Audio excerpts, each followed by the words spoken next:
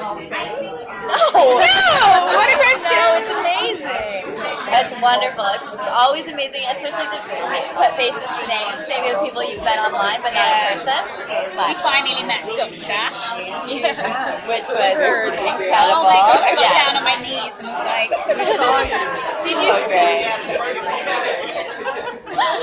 So fun. So fun. How amazing has it been for you guys to see that much social media interaction and thinking about the show? Does that ever get overwhelming at all, or do you guys just, overwhelming in a positive way? Like, I know sometimes I'll take like a 3-day break. I put my social media apps in a folder called Discipline. It's actually labeled Discipline. Just to remind myself to remain present in my own life, because I find sometimes you can't get into there's just so much. I think that's the thing too, is you've never seen everything, and it can be so hard to, because so much of it is so creative and so great, and all the art and the, like, you just want to sit there and watch. But it's been, I think our show kills the social media. I don't know if it's just because we're in it and this is all we see, but it feels very special. Like the fan base feels like a family, and I think that's what it's just love. And it's like, I guess it starts from Emily and Beau and the creators, is that's what we're pushing out. Those are the storylines that we're telling. It's all centered around love and friendship and striving to be the best and all these really positive mottos that are underlying. So I guess that's the types of people that they attract, and every single person that I meet is just a really great human being, and I'm like, oh, this is great. This is all these amazing people, very positive people. So yeah, that's a good point. It's been like what, a year and a half now since our show. Lovely people I've not everywhere. I've had one, maybe two negative things in a year, like in how many thousands of interactions. It's nothing. And you hear about these fandoms and they're like, oh, watch out, there's going to be those people that are going to try and make your life hell. Has not happened, honestly. It's amazing. Yeah, we're very lucky. lucky. Long may it continue, I say. Please don't say anything mean. So how weird was it to be like basically evil Waverly? Like that was so weird to watch. How was it fun to play? I loved it so much. I loved it because it was the last thing I was expecting. When you get cast in a role like Waverly, you're like, okay, I'm going to be the bubbly, fun character, and this is going to, that's going to be my role in the show and what I bring to the show. So again, it was just like, here's a big gift, like go and play, and that's what I felt like every time I was in the scenes. It was just playing dress up and putting in contact lenses and freaking people out. It was awesome, and when I watch it back, it doesn't feel like me, which is really cool. Like I'm like, ooh, that's scary, which is great. I think for me, the main thing that I did was really try and change the physicality. I was going to ask you, did you do anything physical to get into it? Yeah. Like that's kind of often where I start with my characters anyway, is like through body language, because I have a dance background, so in order to it's quite easy to play yourself in every character that you play. So I thought, did you know this about? I'm learning something about it. So like Waverly's very much like me, because I feel like she's very kind of got that loose thing. But with Googly, like I really like had a straight spine, and I was kind of like this like much slower kind of thing. It's just really fun, and I miss her already. Oh. Even though we all hate Googly. Ron? I kind of liked it. There was just something about her that was kind of interesting, and just got to go rooting for some goo, just like anywhere I can find goo. I'm like, just touching all of the gooey things, just in case. How was it for you to watch her play that? Like, was it weird to see? And was it weird? No, only one, Oh, the head axe one. But you didn't but I didn't see it. No, it was great, because anytime you're working with someone kind of big, it's incredible to watch them transform into something else, and just to see their skill come in, like her skill as an actress. Watch her get to pull another trick out of the bag. Same with the cheerleading and the singing that she does. I think it's just amazing. But oftentimes, because I get to play Nicole, I get to just watch. So it's pretty great. And bless her, she had to watch me cheerlead for like 4 hours. And I remember trying to give you this great cute. Like I She was was so literally just standing there, just being. No, she was so supportive. Like I have to say, because I was really nervous with the cheerleading. I was like, are people gonna like it? Is this the worst thing I've ever done? Like, gosh, because you're out of your comfort zone on every day what we do on set. So she just kept going like, it's really good. It's really good, Dom. You look great. You look so good. And I was just, it was exactly what I needed. Lying, obviously. It's amazing. It's so fun to watch your colleagues. Like, I think that's one beautiful thing about our cast is we genuinely like each other so much that it's always a celebration of someone's talent. It's never like oh, here they go again. Which is rare amongst rare. women, I have to say. Which is like something that I think, again, this show is like pushing out there, which I hope that the younger generations that are watching it will realise how much strength there is in that. Because like when women empower women, like incredible things can happen, and like that's what we need to be doing, especially now at the moment, like current political state. It's like let's all just kind of support each other in what we do and embrace when someone looks amazing and be like, ooh, absolutely, I'm nearly small. Didn't. That's look a great incredible. point. Yeah. And that's like there's so many girls on our set, and that's rare. Like normally it's look at the Avengers, it's just Scar, or whatever. Like there's always the woman. So it's nice that we can all embody something different And like and and shine that you in could our have own a ways. show with so many women and they'd all be different. Yeah. Wow, but we need Crazy. to see it. It's so important. So if Nicole and Waverly were going to a karaoke bar, what would be your had that go-to question. song? Yeah. What would we sing? Yeah. I said something sultry. Like I think what I love about Nicole is I think she's very old fashioned, and I think Nicole would sing kind of like a classic ballad. I think I said Johnny Cash or something like that. Beautiful. Maybe she'd just she'd cover Waverly's song. Yeah, there you go. That's sultry. Oh, that was a sultry song. I loved that song. That was a nice song. I remember you singing it. Yeah, it was good. No biggie. I think that Waverly would choose an upbeat pop song. I would like to say that she knows who the Spice Girls are, but maybe she doesn't. Maybe she's too young for that. But I would love to hear her. Then that's just me, Who isn't is like it? the next Spice Girl band? It's not so much a band. I think it would be like Or a group? Who would have been after the Spice Girls that would have been similar? they were classics. They were wonderful classics. They weren't really. sad. Then it went like, let's all just be super sexual. So what was it like for you coming into the cast? It was scary. It was exciting. It was different. This is like my biggest role to date. So it was kind of like, okay, I'm going into the show with this crazy cult following, which I had no idea. I was on the plane ride over, going on Twitter, just like, okay, people will kill me if I suck at this. So I was terrible. Then I go to set, and Sham's like, people will kill you if you suck at this. But everyone was super welcoming. Emily was like really, really there for me a lot of the time, and like helped me kind of develop the character and figure out how to place him in the universe. And it was like it was an easier transition than I thought it would be. Yeah. So what has it been like for you guys to watch the fandom for this series continue to grow and expand? Is that still surreal? I mean, you're coming into it new and you're used to I didn't have the Twitter before this. I don't know the Twitter. I don't know. I've heard of it. Now I'm on it constantly. But yeah, it's crazy. Like I think we have such a level of interaction that no one else really does.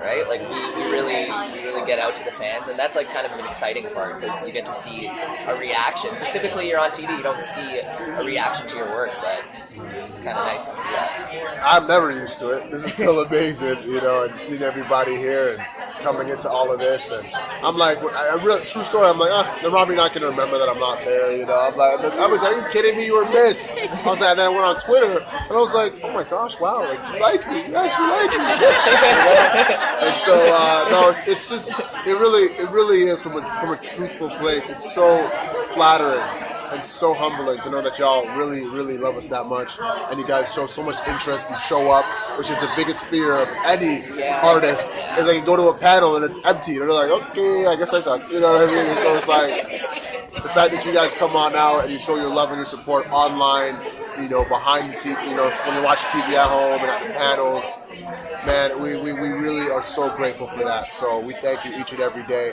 And, season 2 and hopefully a season 3, and if we get a season 3, then that's another whole year of just you guys being great. I remember I was in LA like 2 nights ago. I was walking out, and fans like, Shamier, I'm coming to Comic-Con, see you there. I was just like, what the heck? What just happened? Literally random. I think I was like still sleeping. I like just casual, hey Shamier, see you at Comic-Con. I know that hurt. So it's great. It's great. If Stalls and Jeremy were coming to cosplay, what would you come as your character? As the character? As Dolls. If your dolls are coming. As the character coming to Comic-Con. Oh, God. What would Dolls cosplay? Jeremy has so many nerdy things he can choose from. I have a lexicon of things. I don't know. Maybe Frodo Baggins? Maybe? I don't know. I think he's a big Lord of the Rings fan. I think Dolls would be something silly like, I don't do cons. I think it's business. So I'll come as a Black Badge Division agent. That's myself. Because I'm always working. I don't know. I don't feel like Dolls goes to cons. It's like too many people. Go nuts, Yeah, totally. Be like, that's Jeremy's job. Yeah, Jeremy will do it for both of us. Yeah, exactly. So who's the goofiest on the cast? Who makes the most jokes and breaks character the most? No, I'd say when me and Dom are together, we don't get through rehearsal ever, and we ruin it for everyone because we laugh the whole time, and then when we actually have to shoot, it's like we're like, okay, we're gonna get fired if we don't do this properly, if we don't stop laughing right now. So I don't know, when us two are together, it's pretty crazy. But this guy, he'll always come in with these random jokes right before the take starts, and then we're screwed the entire A lot of them take. are pretty dirty. Yeah, they're always the dirtiest jokes. And we're just like, why did you just do that? You ruined this deadly series. But I'm pretty chill, but it's I'll just show a quick picture. And then I keep his composure. He's just confused. Yeah. It's but Tim has some of. Did Tim come by here already? Yeah. Oh man! Next time you see Tim, you gotta say Fruit Loops. Gotta just say Fruit Loops to Tim. He'll know. He'll know exactly what it is. Yeah. And ask him to show you Fruit Loops. He has all the jokes Yeah. on his phone. That's on the record.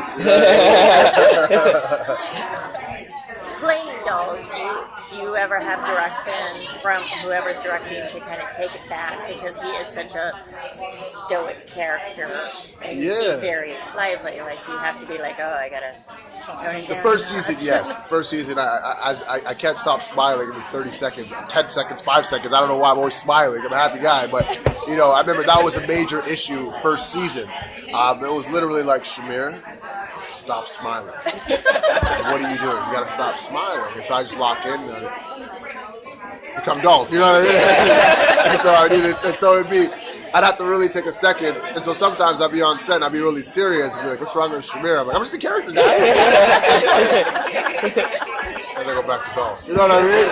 So, no, but second season, I got a handle on things now, so it's pretty good. So they don't really tell. If anything, they're telling me to smile more now, if anything, because they want to see it. Yeah. But no, I've got a good grasp of the character and be able to go in and out. But in order for me to really authentically be, and it's weird. It's almost like second nature now being Doll. It's not something I really have to think about. It's like a part of me.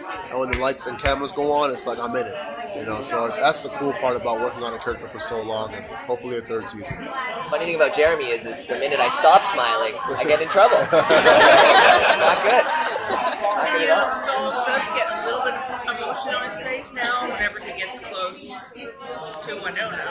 Yeah. He kind of gets that sly I like that. Oh, yeah. So how do you feel about that? What's coming up with them? With what it's just as you can see, there's a lot going on with Wynonna, and that relationship is in its purest form. Started off at the beginning, and Wynonna has a very special place in Dolls' heart. Okay, we're gonna start with a fun question. If your character was a spokesperson for a product, what would it be? Oh, that's easy for you.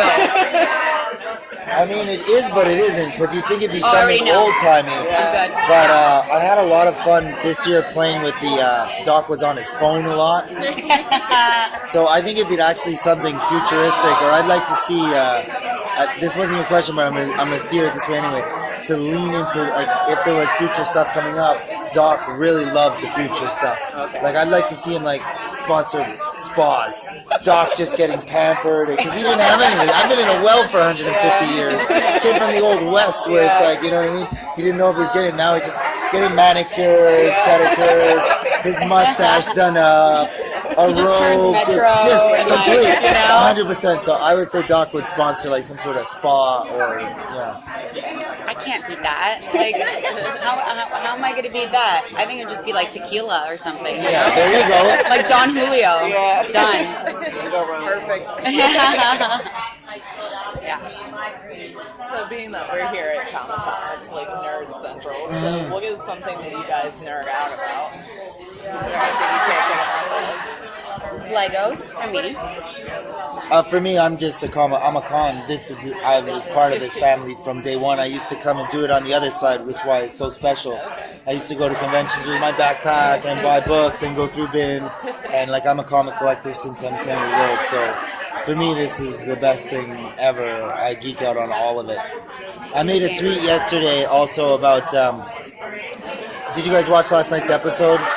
Well, in last night's episode, we get binded together, Jeremy, Doc, and Dolls, and I made a joke saying it was like an old school Red Book D&D binding spell that went wrong. And I said, anybody who gets my tweet gets me. Because it's super, and I said something about we need 2 20-sided dice. So I'm like, it was like a super Dungeons and Dragons.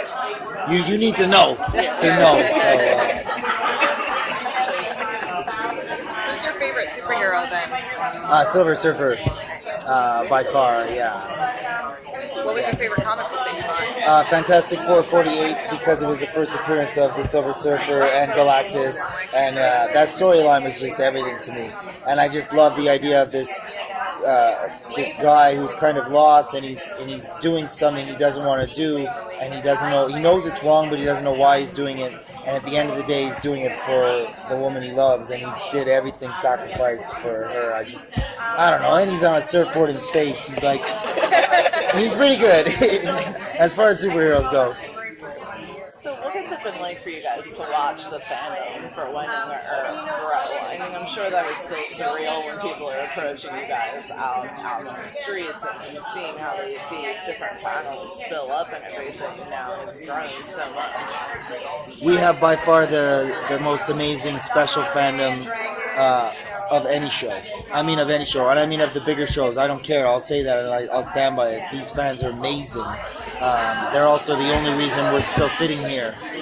Their social media presence was huge, and it was great to be a part of, and I look forward to Friday nights. I think as genuine as they are, we become that genuine to how do you say reciprocate that love, because it's so genuine.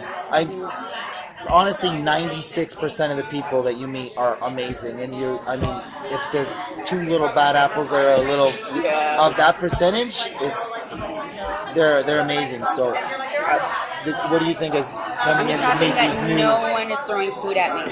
Yeah, no food. Dude, I had this nightmare, like fans would throw. I'm like, no, please stop. No, but I completely agree. It's like, you get scared because you're like, how am I going to be accepted, or this character, and everyone is just so incredibly welcoming, and they're like, welcome to the Earp family. I'm like, thanks guys, this is great.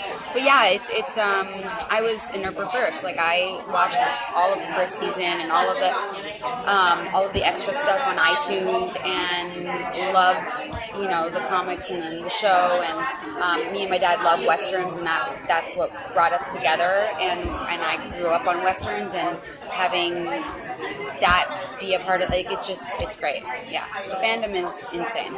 It's something I've never experienced in my life, and we're so grateful and lucky to have such an amazing group of fans. Like yesterday, we did a live tweet with a bunch of them, and we had a lunch with a bunch of them too, and it was just like, and then you can put faces like, I don't know how it doesn't make sense because Twitter names like faces and like oh my god, your doc stash, that's fucking crazy. That dog stash, You know, it's, just, it was it's everything. insane. It blows our mind that it's like Yeah, I talked to Melanie at the party. She was like, I know that now. It's like TV After Dark. And then I showed her the logo. She's like, Yeah. Yeah.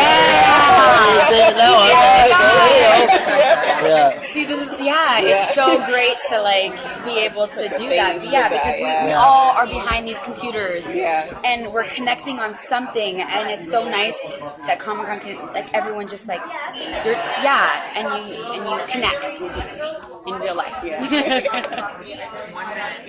So, what kind of dad do you think Doc is going to be? Well, after last episode, I really loved that he was just ready to be whatever she needed him to be. You know, and I think Doc he's accepting of the fact that if she decides that the two Earp sisters are going to raise this baby, and he's just there to be in whatever capacity she needs to be. I think that's what he's there to be, is he's just a support role to Wynonna. You know, Wynonna doesn't need anybody for anything. So, and Doc, I think he loves that about her and accepts that about her. So I think he's ready to accept whatever role is there.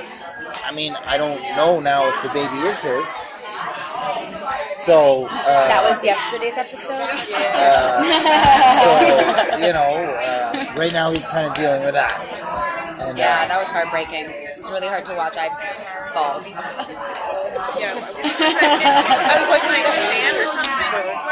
Well, I don't know. Do you want me to spoil it, or I feel like it aired? So, she Wynonna had a one-night stand at the same time we were together with a Revenant. So it's possible that the baby might be part Revenant. So your one-night stand, tell us more.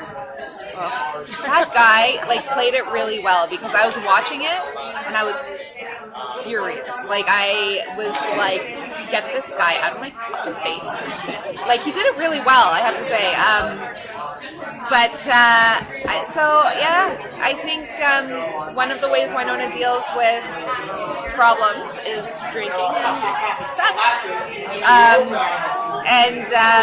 So she, you know, sort of beautiful in a way. Like she was in such a bad place and she just wanted to feel better.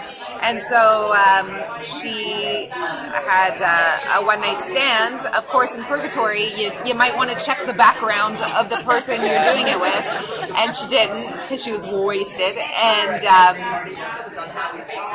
then that guy, it was hard to watch though. Like he really degrades her, like in that scene and. Even talking about it, I'm like,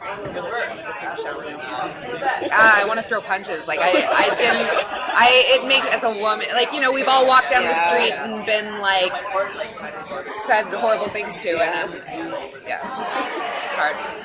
So as you continue to delve into the character, is there anything you're surprised to learn about yourself as an actress?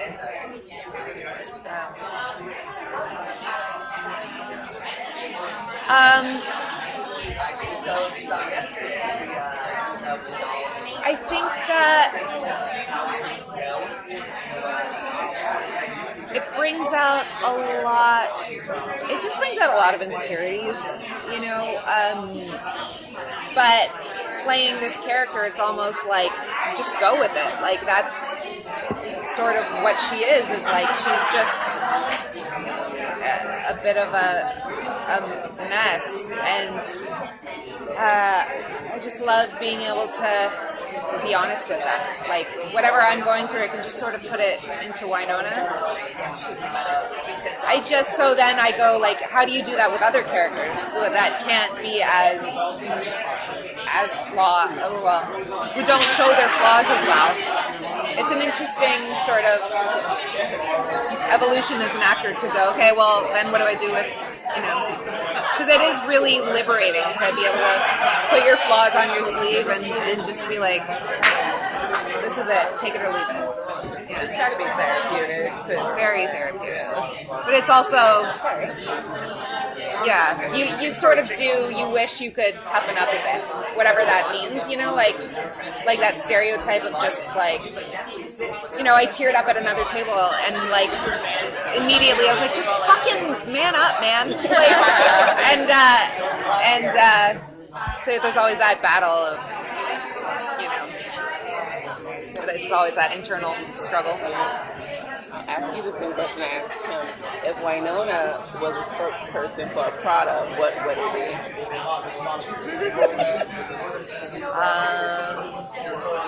I mean, a whiskey for sure. And like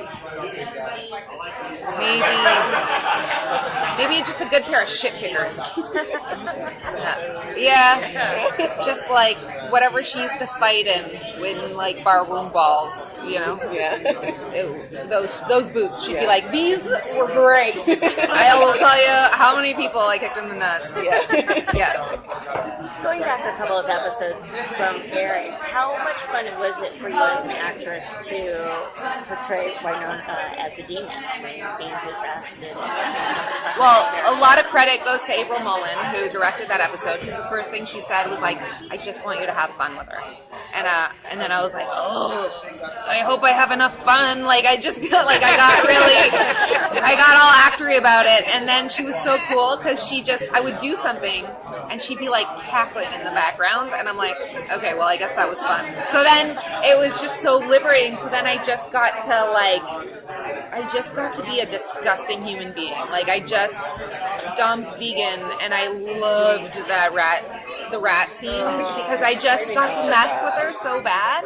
And, you know, and like that line that I ad-libbed about being a vegan, I felt so bad about, but as Demon Wynonna, I was like, it tickled me so much. So it was just really fun to just throw it all out there, and there were some things that they couldn't use because I even went too far, and they were just like, okay, well, but it was really liberating, and it was just before all the really heavy stuff came, where Wynonna finds out, and so it was like a bit of I needed that to like really play and have fun before all the heavy stuff came, you know? Yeah. So what was that moment like when you read that part in the script, when you found out that she was pregnant? How did that... Well, so I knew it was coming. Okay. But the way that they did it was so cool. It was just Dom's Waverly's line was like, Emily always, she'd be so excited when she was telling us, she'd be like, and then Waverly's like, it said there wasn't enough room in there for both of us, or something like that. And it was such a simple, you're like, it was such a cool way to do it versus like, why did I just throw up and then go take a test, you know what I mean? Yeah. I love it. If it turns out to be true that Waverly isn't an Earp, how's that relationship going to change? Well, I like to think it wouldn't, because we're such... I think we really rely on each other a lot as sisters, and I like to think that that sisterhood is more than just blood. I know a lot of sisters who aren't related, like are related and they hate each other. And then I know, like, Dom's become my sister, and we have none of the same blood, so I like to think it wouldn't change a thing. At least in the long run. What scene are you looking for fans, like, coming up in the season? The end. Or can you, the end? Yeah. I'm like, I'm so proud of our work. Mm-hmm. You know what, like, the end, because of everything that builds up to it. I think we've earned it. I think we earned that finale, and it's, yeah. When you started the comic, did you expect this? No, never in a million years. And Ted Adams, who is the CEO of IDW and IDW Entertainment, from 1996, he said this needs to be a TV series. He's always said that. And then, it was always, yeah, sure. We were optioned a couple of different times, and makes you a little jaded. I kept saying, yeah, sure. He never lost faith. And he said it's just a matter of putting it in front of the right eyeballs at the right time. And then, bang, a year and a half, 2 years ago, he goes, Sci-Fi is interested in this, and I think this is going to happen. And it seemed like within a couple of weeks, I was looking at audition tapes, we were reading scripts, we were looking at casting things, and it hasn't stopped since, to be honest with you. I mean, this is amazing. So what has it been like for you to watch the fandom grow? I mean, you're seeing cosplays for this series on the comic book as well. What has that been? Is that still surreal for you? The most surreal moment was probably when I saw Melanie's audition tape, and she was different from all the rest. And to see her hold this fake badge up and go, Wynonna Earp, U.S. Marshal. I wish at that point I was wearing an adult diaper. It just was like a dream come true, and it just went so fast. And just the fandom, I've been doing comic books for 30 years. For the most of that 30 years, my fan base was testosterone-driven, real man, all this kind of stuff. And in the last 2 years, I've become the emperor of estrogen. And if I would have known it would have done this, I would have done this a long time ago. I mean, I've always had strong female characters, and that's something that I used to fight 20 years ago with Wynonna Earp with, because even the artist, who was a female at the time, was making her look like a stripper with a badge. And that was not what I wanted, never. And it's great to see. Emily read the old comic books and immediately caught what this was supposed to be. So to see this in cosplay, to see this fandom, this vocal fandom that is so nice, that is so polite, and just so entrenched in the likability of all these characters, and getting to see them represented, and I'm talking about each and every cast member and who they represent as a character, to see them represented the way they should be. And the key thing with Wynonna Earp, the TV series, is the same thing it's been with the comic book. Likability. Everybody on that, even Bobo Del Rey, who I created 20 years ago, you got to admit, when you see him on television, you go, he's evil, but boy, I kind of like him. And Emily Andras has taken that likability and just amped it up. I've always told people, I made a small loaf of bread, and she made sandwiches for the world. So it's just, I owe her more than I could ever pay her. I'm glad she didn't have a bar tab with my name on it. Do you find that you put a lot of yourself into your shows or something? You kind of let Emily handle it? No. I had taken Wynonna Earp within the comic book industry as far as I could in 20 years. And we had a good fan base, a good amount. But to go to television, I knew there were going to have to be changes. It's going to have to be seen through different eyes. And thank goodness, Emily's a visionary to where she saw Wynonna Earp, she saw likability, she saw humor, which is so. Those two things were the only things that I said at the very beginning that I wanted to retain. She goes, I may change her hair to brunette. Great, fine, that's all. Little things like it, but I knew it had to be seen through different eyes to take to the next level. And it goes back to what you said. I've now got a family, not only with the cast and the crew, but a family of fandom that I could have never had before, and I'm so blessed to have. I mean, the fans, the viewers, the readers. I've become, with Wynonna Earp, the first comic book a lot of viewers have ever read. And, as the old saying goes, you never forget your first. So to have that chance to be everybody's first comic book they read is such a thrill to me. And I could not be happier. They have embraced it. They go back from the comic to the television show. When the television show is on hiatus, they're on the comic. I wake up on the right side of the dirt every day. I really do. Did you find that a lot of your fans of the comic are also fans of the show as well, or was there any backlash? At first, the only backlash I got, which is, it seems kind of weird, was, how come her hair's not blonde no more? And I'm going, guys, that's the smallest. If that's all you've got to complain about, then Yeah. Right? I said, you got nothing to worry about. But they all got attracted to it because, thank goodness, they had a trust with me that I'm not going to let something lose from the core, which was likability. And Emily, again, she saw that. That's what she took, and then she created around that. And they are so happy. I mean, they are, of course, a lot of them are little, hey, my first issue is going to be worth a lot of money now. But they actually, if you give Wynonna Earp 2 episodes, and I'll tell this to anybody, you're going to fall in love. Not for the regular reason, just because you really like these characters, all of them, so much. In my area where I live in a town of 1,400 people. So, I mean, we have to walk to the mail, post office, get the mail, holding. And the average age is 50 in this area. So it's not the demographics that you generally think. Every day I walk through there, walking my dog, they're going, love that Wynonna Earp show you got, Beau. I love it. I love that Beau Del Rey. I love this. And they're not the demographics. They got onto it because Wynonna Earp, Wyatt Earp, it must be a Western. I'll watch it. And if that's the hook that gets you in, that's great. But we were talking to Sci-Fi, and I told them they were going, well, these demographics aren't exactly what we were looking at. It doesn't matter. You're getting young, you're getting the awkward, you're getting those that feel they've never been represented before, and you're getting the rest home. I mean, we're getting the full gambit, and the longer we're on, the more. And you talk about bringing a lot of people from different walks together. That's a huge, big deal. It really is. And I never thought I'd even be a small part of something like that. So, what has been your favorite episode so far?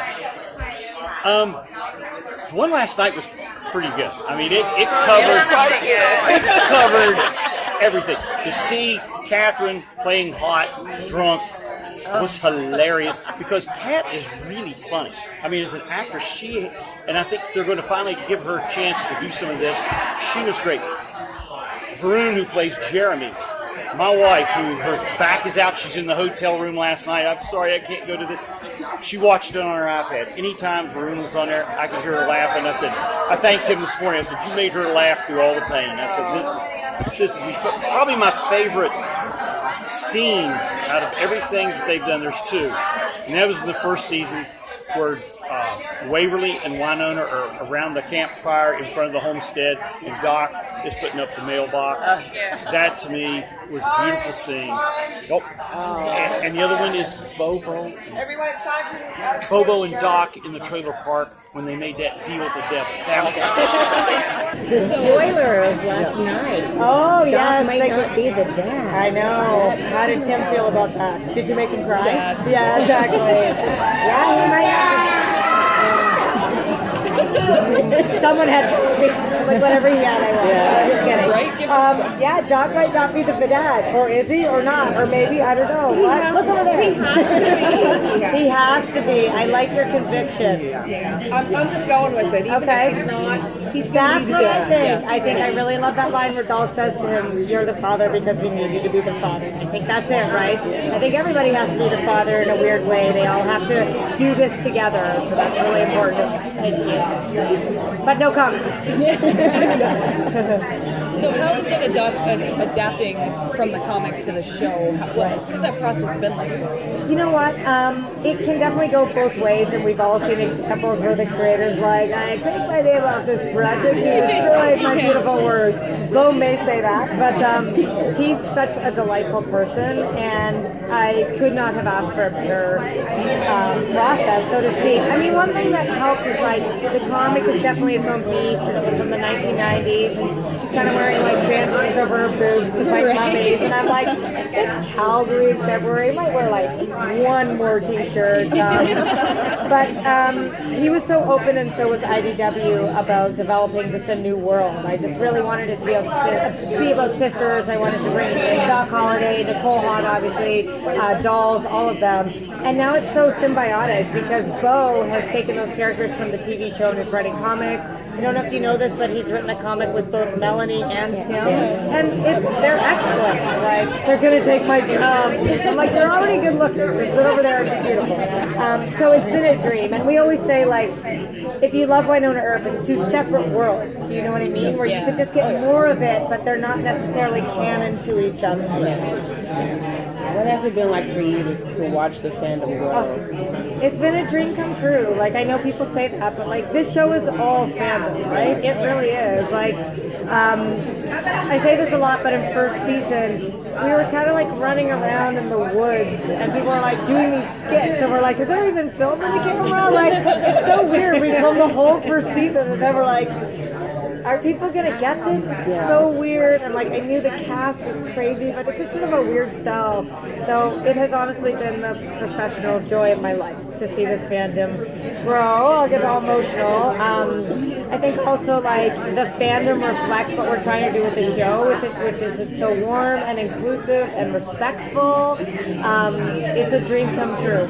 So I just wanted to get bigger and bigger and bigger, and hopefully maintain what makes it so great. Yeah. And do you think a lot of the fans of your earlier like Last Girl and the other work you've been on naturally said, oh, if she's running it, I'm there. That's such a huge compliment. You know, so that you get that inherent fandom, and then now you're getting this group who may be fans of the comic. Yeah, and I hope so. And then just stumble upon the show. So you're really branching out and getting that. So that must be an eye-opener for you too, that other shows don't necessarily have. I think it's amazing, especially as a writer, right? Like, the cult of the writer has only been like the past couple years. Like, it's even amazing anyone knows my name. They're like, Evelyn Andrews, she's fun.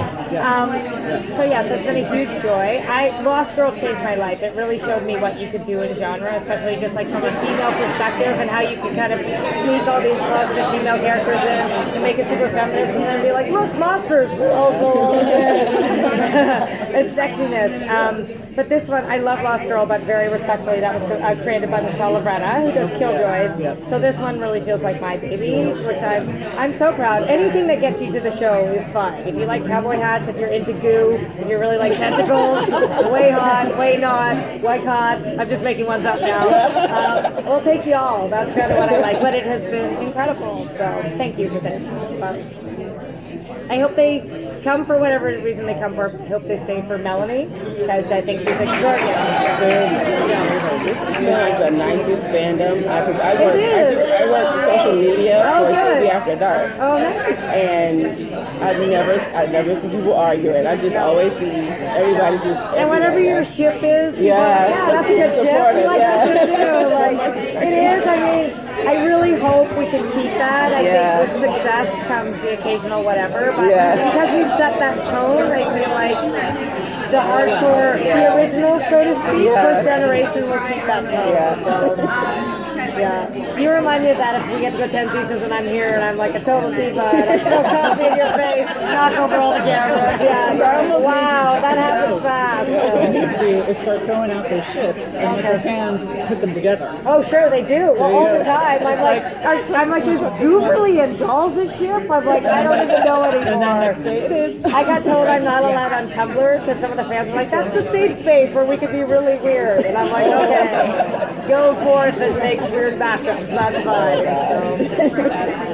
So, I mean, we've seen such strong female characters come out more. How important is that to you? Because you guys are a huge part of it. Oh, thank you so much. I mean, it's all changing, right? It's everything to us. I will say this, like, we celebrate the female characters so much in the show. I do think the boys don't get enough love, and just like they are also feminists in their own right, characters on the show, right? They're so open-minded, and that's what makes them so great.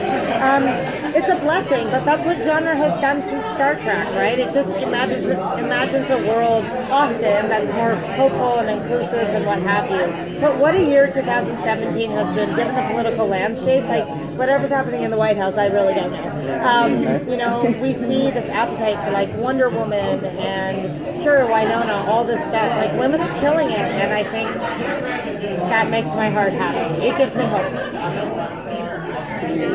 We need it. We're gonna win, you guys. We're gonna win. Look at us. We're so happy. It's gonna be great. Exactly. And we have a female Doctor Who too. I know, isn't that amazing? I know. I'm so excited about that. I'm hoping that will bring in even like a new group of fans. Doctor Who, it's a great entry point, right? So, yeah. I'm excited. I'm sure y'all saw it, but did you see the video of the little girl watching the reveal? Someone posted their daughter, and then she like says to her mom, like, of course, the cutest Cockney accent, like, Doctor Who is a no! It was so great. And I was like, yeah, it was pretty good. So, yeah. You guys think they're stopping here? Should we all go get them? Tables next week. No, it's not. You guys have to bring you whatever you want. You think? I'm not famous yet. Okay, I'm taking this. That's fine now. Yeah, exactly.